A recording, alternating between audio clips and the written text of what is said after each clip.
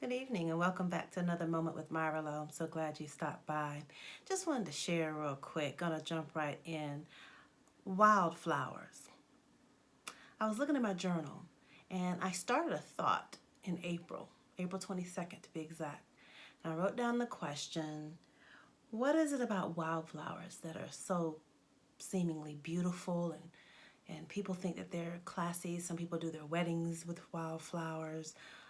They want to put them in their hair. Some women want to put them in their hair. Makes them feel whimsical and beautiful. What is it about the wildflower that we love? And I wrote that thought and stopped. And I don't know what started it. I really don't know. I like flowers. I do not have a garden yet, but I probably will at one point in my life for future purposes.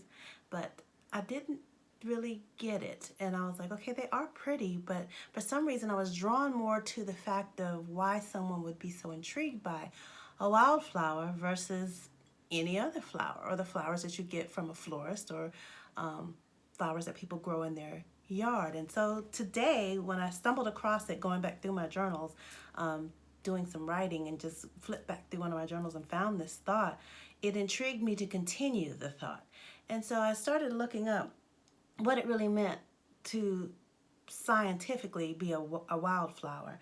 And a wildflower, they are of special interest to people, especially flower lovers, as I just said. Most wildflowers are beautiful, they're fragrant, and they're colorful. Wildflowers can be grown in gardens and just about anywhere else. Wildflowers are those that grow spontaneously under respective conducive conditions, even without being deliberately grown. And I started to feel a little bit more of a pull. And I don't know who of you that's listening to me is feeling a little bit more of a pull on that. But a wildflower, especially women, something that is beautiful, you're fragrant and colorful. Beauty is what people love to look upon, and they like to surround themselves with it. Beauty. Fragrant. I know the Bible talks about our prayers and our praise going up before the Lord as a sweet smelling savor in his nostrils, like perfume. The woman with the alabaster box, she broke those precious oils and ointments over the feet of Jesus, preparing him for his burial as a point of it. The fragrant, things that are fragrance. We keep fragrance in our homes. We put fragrance in our cars. We like essential oils and diffusers. There's something about fragrances, and certain fragrances put us in certain moods. They can energize us. They can make us feel calm. They can help clear the air of bacteria. And there's many different works of oils because of their fragrance that they can do. And a wildflower is something that is innately fragrant, and not just fragrant, but colorful. I'm wearing black and white, and that could be nice and classy, and it has its place, but there's nothing like bold, beautiful colors. That's why most people in the summertime love the summertime, because of the big, bright blue sky, the beautiful blazing yellow sun, and they go to the oceans and to the lake because they want to see those beautiful blue waters. And if you get to travel to someplace tropical, and even though we're in a time right now where we're not really traveling, but if you ever go to the tropics, the Caribbean, Hawaii, Fiji, these places are blooming and blossoming with these huge, beautiful reds and oranges and yellows and corals and greens because of the color. And a wildflower is naturally beautiful, fragrant, and colorful. And I just want to say, so are you, wildflower. And not only are you beautiful, fragrant, and colorful, but this description says that wildflowers, they can be in a garden, but they can grow anywhere else. So I continued my research and really found out that wildflowers are native to different parts of the world. They grow without any human conditions or help from any human.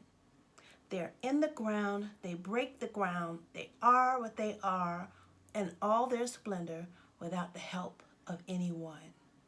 A wildflower, even if it exists in a climate or a place that's inhabited by men, and men do something destructive, such as burn the forest or a fire gets out of play, it only causes the wildflower to produce more, and it will break through that burnt earth and become a stronger version of itself. Are you a wildflower? I think you are. I think, and if you didn't know you were, I'm here to announce, Wildflower. You have in you, just like God says, He has given us all things that pertain to life and godliness. And you have everything you need in you to be and become something that you yourself can be proud of, that others can be proud of, and that is can be beneficial in the earth for the kingdom of God and for the use of God. You are not nothing. You are not undesirable. You are not unwanted. Matter of fact, you are loved. You are loved beyond measure. You're loved by the King of Kings and the Lord of Lords. I'm here to remind you of that, especially to my single sisters and single persons out there, and even the single mothers who may have your children with you, and then they have to go and be with their father for a while, and you find yourself alone for the first time in the house, and that feels a little weird to you, but you're not alone. I know it's challenging. I know that that presence and that quietness can be challenging, but it's a time for you to actually sit and just look at all that what God is really doing in you and in your life, and recognize that really you're a wildflower. You know what else about a wildflower? You might think that you're the outcast. I think of the woman of Samaria, the woman at the well. I think of Mary Magdalene. I think, the one who broke the alabaster box. Of course, these women had compromising pasts and things of that nature that had to go on and that went on in their lives for whatever reason we don't know. But that was how they had to live their life. So they were outcasts, wildflowers, until Jesus came into their lives. And He allowed them to see that you're not trash, you're a wildflower. You're my wildflower. You're God's wildflower.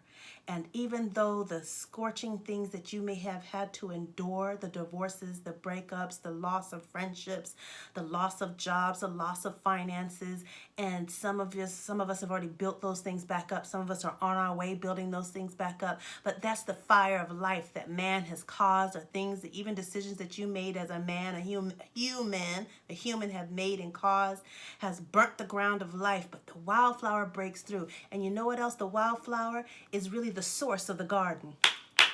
Because any flower that you find in a garden was actually taken from the seed of a wildflower, and a man manipulated the seed to a hybrid form to put it into something that could be cultivated in a greenhouse and mass reproduced so it could be purchased for profit and put into somebody's garden. But the source of the flower in the garden, the one who's accepted at the tea party, the one who has the title and the positions, the one who has people paving ways for them and setting up stuff for them and making things easier for them in life to do, and then, or seemingly get all the praise for stuff while you seem to be only the engine in somebody's hood, and all they say is a red shiny car. All these things, change your mind about it, because really God is the source of your life and your needing, and you are the source. As a wildflower, metaphorically speaking, you're not less than. They're not better than you. They would not exist without you. Wildflower. Wildflowers. You have been uniquely made, and you have the strength in you to break through any situation or earth. And you have the ability to grow and nurture yourself with the things and the sources that you find right around you in your environment. You need not for anybody to come and water you, because you rely on God to rain down on you from heaven. And just as a wildflower blooms a lot in the spring and the summer, you know how to endure the heat of the sun and the pounding rain and still grow and blossom and become something that's beautiful, fragrant, and colorful, and even stronger. And not only that, your seeds help to produce other kinds after your kind. You're a wildflower. So I call you beautiful. I call you fragrant. I call you colorful. You're the color on the painting of the world. You are. Your presence is needed. Your giftings are needed. That's why God gave them to you. And though you have those moments where you feel like you're not anything, or that nobody sees you, or that nobody cares, just knows that really you're in a field. You're a field of wildflowers, and people are just looking in awe. Because in the United Kingdom, it's against the law to pick a wildflower. So there are many that are looking at you and they're at awe at you, but they can't touch you because it's against the law to pick a wildflower.